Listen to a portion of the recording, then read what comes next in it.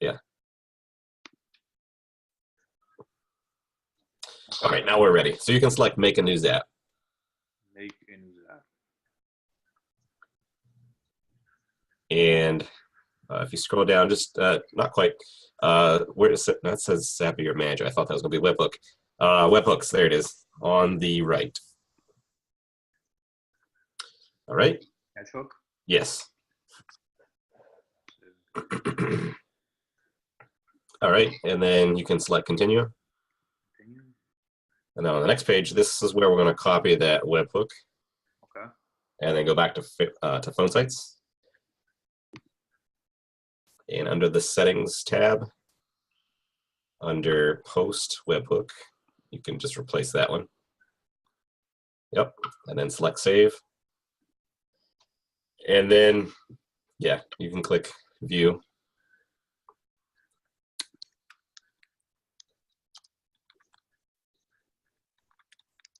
I wonder if I'll accept that.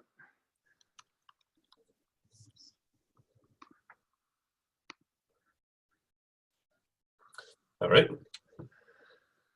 And then you can select, yep, okay, I did this. And it just pulled in data. There we go. Continue. I just got the email as well. Quick. Yep. All right. Yeah, you can select that. This is where we're going to be selecting RealGeeks. Okay. And save and continue. All right. Yeah, you can select that first one. That one's fine. Okay. Save and continue or test?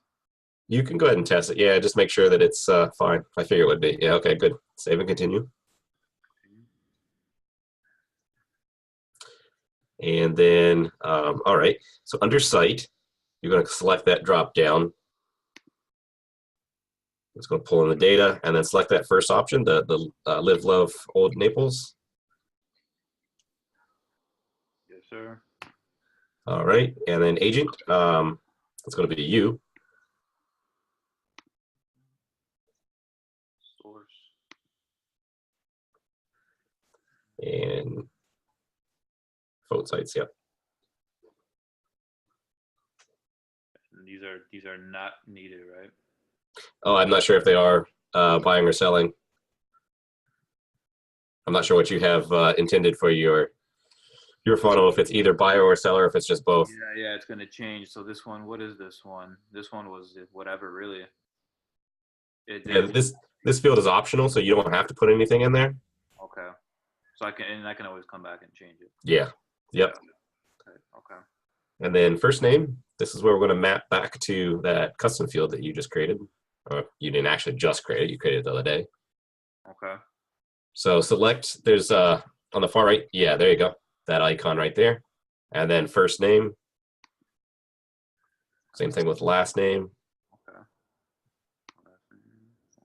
And phone number. And you can see it's already pulling in the data that we just submitted through that funnel. It's putting in those test values that you put in before. Okay. And let's see, yeah.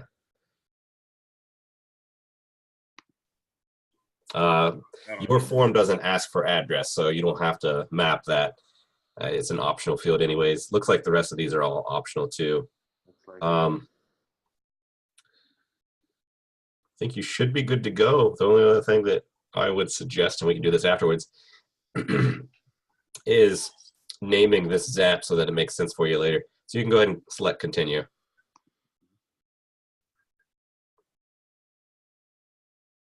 And then there should be a blue button at the bottom that you'll select too.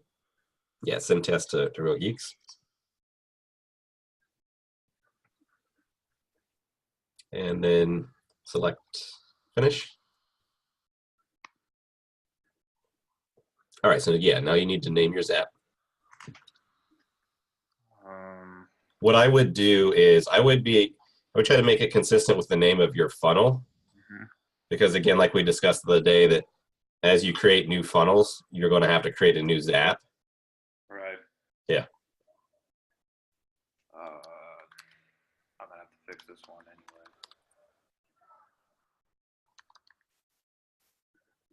This is not going to show up anywhere. This is just for me, right? Yeah, that's just for you. It won't. This won't show up in RealGeeks or back on PhoneSites. It's going to be on your dashboard page of Zapier, Okay. and I'll show you where that is after you're done saving here. And then you want to turn that your Zap is off to be on. What is the Chris? Or do you know how much Zapier costs once? Because I'm on the free trial now. I think 14 days or something like that. You should be able to use, I think it's like up to 5 Zaps with only 2 steps for free. And by steps, I mean, if you look over on the left-hand side, you see where there's 1 trigger and 2 action. So each of those are steps. Okay. If you tried to do anything that was more complex, or if you tried to use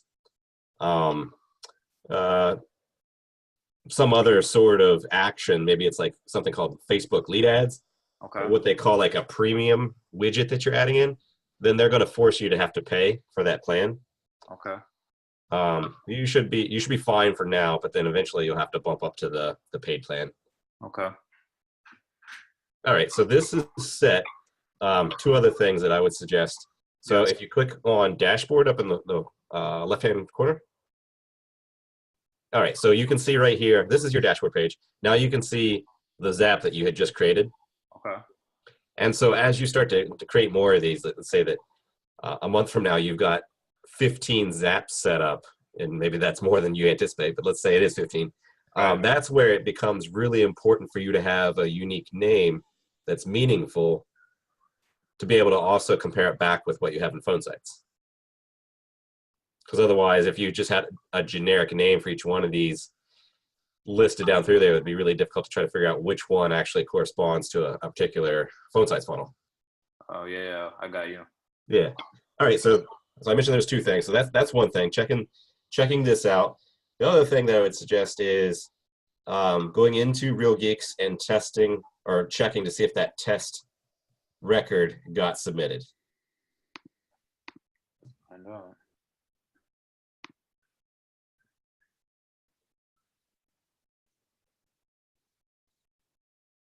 Yeah, there you go.